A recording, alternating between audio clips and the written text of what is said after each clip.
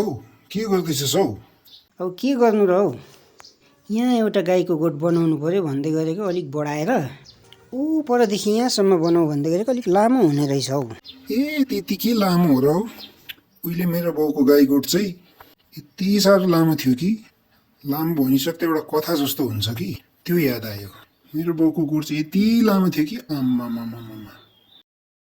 ओ त्यो डाँडा देख्दैछ नि, त्यहाँदेखि चाहिँ यहाँ भन्दा पनि अझै लामो थियो त्योभन्दा र लामो चाहिँ कति लामो हो फेरि? त्योभन्दा लामो चाहिँ कति लामो भने नि, यतापट्टिबाट सानो बाछी पस्यो भने चाहिँ नि गोठको पल्लोपट्टि निस्किँदाखेरि चाहिँ नि माउ भएर निस्किन्थे।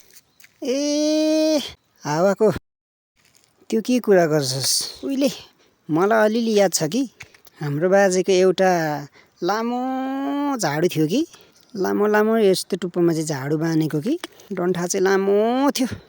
त्यो डन्ठा चाहिँ कहिलेकाहीँ चाहिँ नि यसो गरेर माथि आकाशमा कुहिरोले घाम छल्यो भने चाहिँ यस्तो कुहिरो छ नि माथि आकाशमा यस्तो मुनिबाट झाडुले खरखर खर गरेर हटाइदिन्थ्यो कि झाडु बेसी माथि घामको छेउमा परेर चाहिँ झाडुको टुप्पो पनि डढेको थियो नि अलिअलि। तर पनि बुढोले होइन यसो यसो यसो यसो गरेर चाहिँ नि बादल हटाएर चाहिँ नि घाम टन्न लागिदिन्थ्यो नि। अम्बो त्यत्रो लामो झाडु अन्त तेरो बाजेले कहाँ राख्थ्यो अन्त? तेरै बाउको गोठमा राख्थेँ, त्यति पनि थाहा भएन?